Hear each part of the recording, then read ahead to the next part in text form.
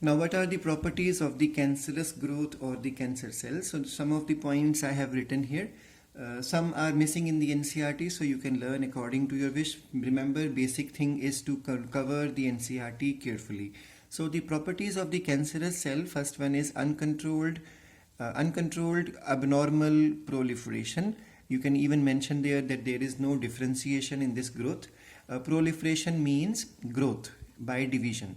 The second property is extracellular growth factors are not required. We all know when a normal cell is there, that cell waits upon hormones or various factors, and when those factors come in contact, the cell starts showing response, metabolic response, or maybe division.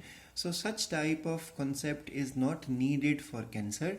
Cancerous cells do not wait upon extracellular growth factors, so they have their own mechanism of uncontrolled growth. The next thing is that that cancerous cells have the property of metastasis. That means the ability of secondary growth.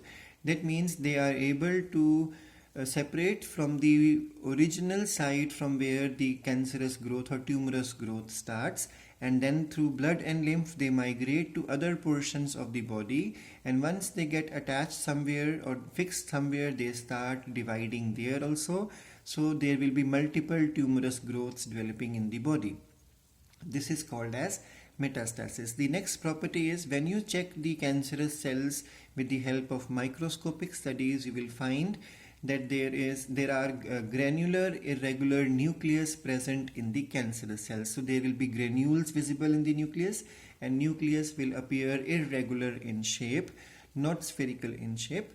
So that means there is an abnormal shape of the nucleus, and then there are large number of lysosomes because the whole cell is performing large amount of phagocytosis and other concepts. So lysosomes are present in abundance, and the number of cristae in mitochondria will be lesser. So the rate of energy production or ATP formation would be less.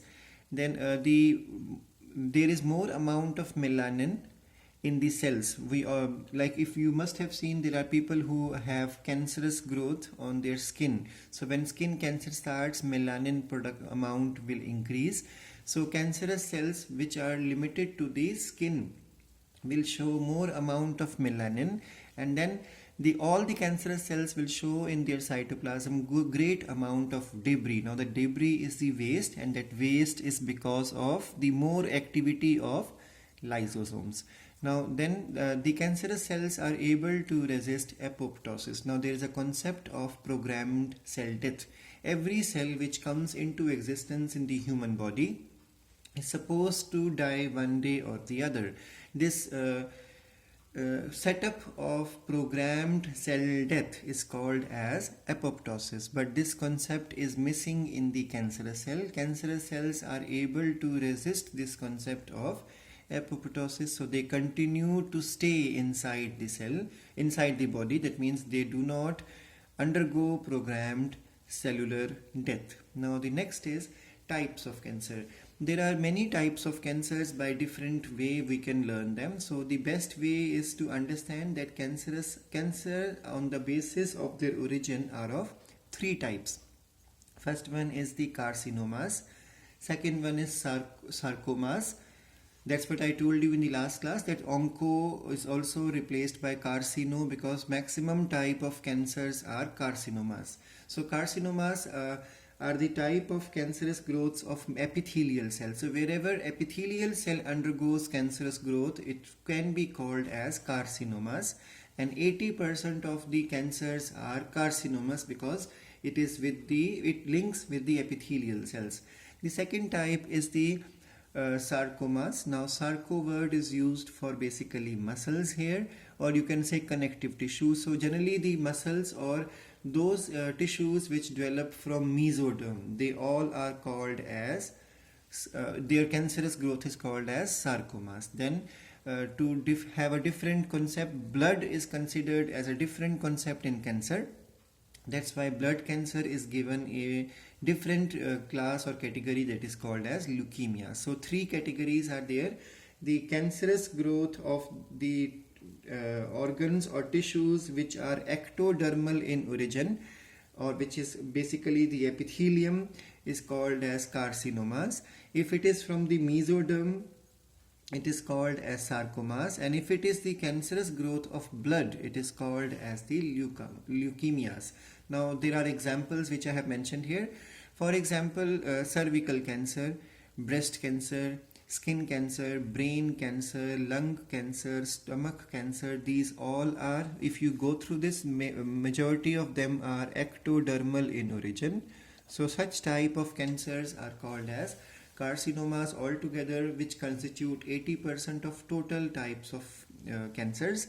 Then the sarcomas, examples: bone cancer, cartilage cancer, tendon cancer, adipose tissue cancer, muscle cancer, and lymphoid tissue cancer.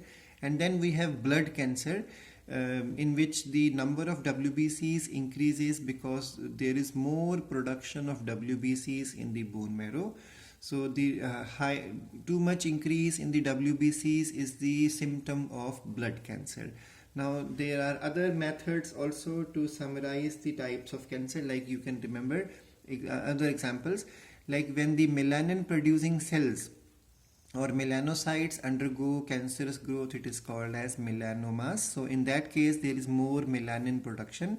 Then if there is a gland undergoing cancerous growth, it can be called, because glands are type of epithelial tissue, if you remember in 11th class. So that's why they are type of carcinomas. So they are called as adenocarcinomas. If there is a muscle cancer, it can be called as myoma or myomas. Then in the same manner in brain we have gliocytes, so gliomas. Remember, the world observed the Cancer Day on 4th of February, and in India most common cancers among men is throat and mouth cancer, and you know the reason is smoking or tobacco or otherwise pan, gutka. These are responsible for the growth of the tumorous growth or cancerous growth in throat and mouth, what you call as oral cancer and throat cancer. And in the case of female or women, it is the uterine cancer or otherwise cervix cancer, which is most common in India.